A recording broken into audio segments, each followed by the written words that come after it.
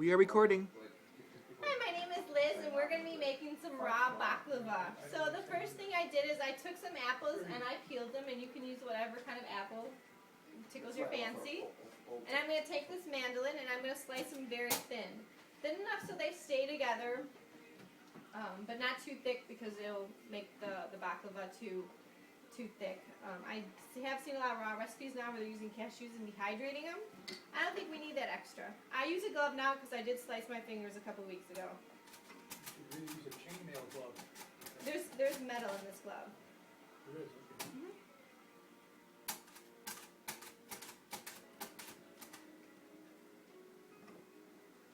So then we're getting thin slices like this, and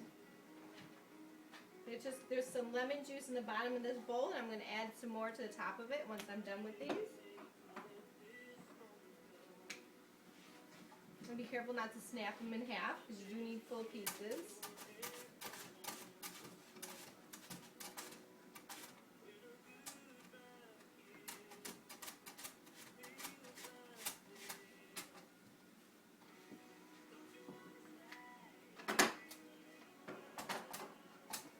I have 4 apples here, so I'm going to do the other 2 in a minute. But get it started, and I have some lemons, and the lemons are just to keep it from discoloring.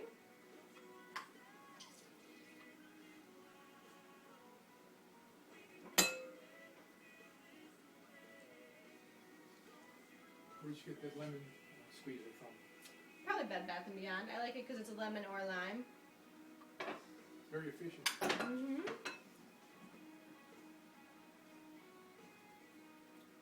So while that is soaking in the lemon juice, I'm going to get the filling going. This is 1 cup of pistachios, and I'm going to put 1 cup of walnuts. Now you can either use 2 cups of pistachios or 2 cups of walnuts. It's whatever you choose and whatever you have on hand. So you can get raw walnuts on the internet. Or if you're going to get them non-raw, I would recommend dry roasted and unsalted. So then we have the nuts in there, and we're going to put some salt, and of course I have some pink Himalayan salt. This is Premier Research Labs. And then I use pure bourbon vanilla extract, whatever kind of vanilla you really like. Should warn you, if you go to Trader Joe's to buy this vanilla extract, they're going to card you. It has 30% alcohol content. Everyone's getting drunk here now. Then we're going to start with the spices. So I have some cinnamon.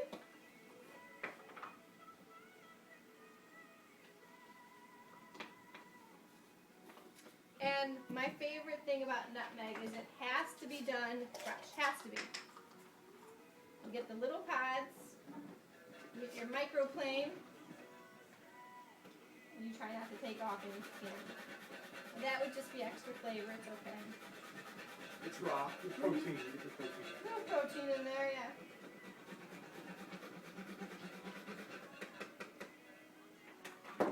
And then I'm going to use some pumpkin pie spice.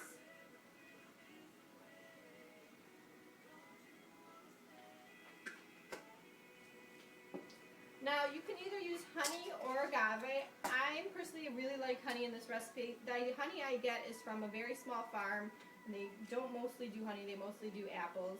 So use honey or agave or any kind of liquid sweetener that you really like. You're going to put it in here a little bit just to sweeten it, but then you're also going to be drizzling it onto the apples as well. So first, before I add the honey, I'm going to pulse this.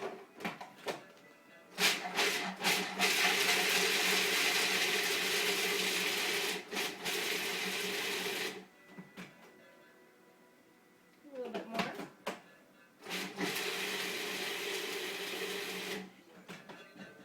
Perfect.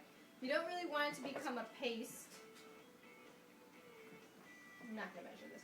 It's about 1/4 to 1/2 cup.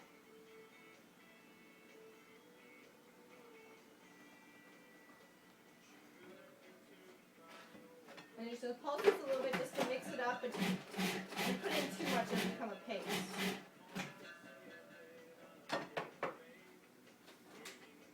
So now that that's ready, we're going to take our apple slices that have been in the lemon juice, and we're going to take this little brush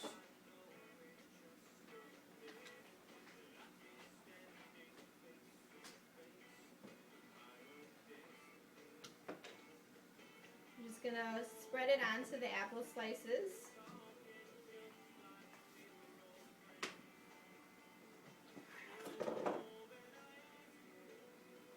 A little bit of the filling.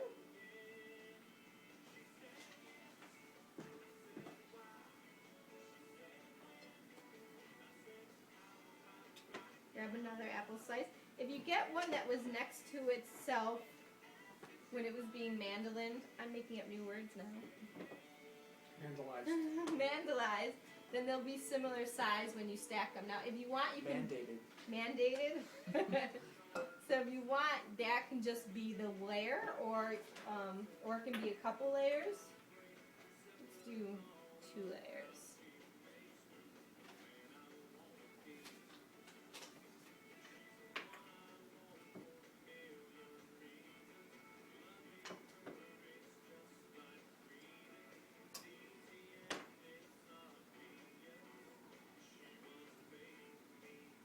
And that's a finished one.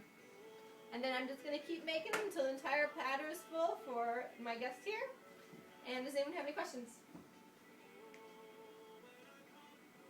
No, and no one has any questions. I must have done a really good job explaining that. The recipe will be posted below, and thank you for joining me. Yay.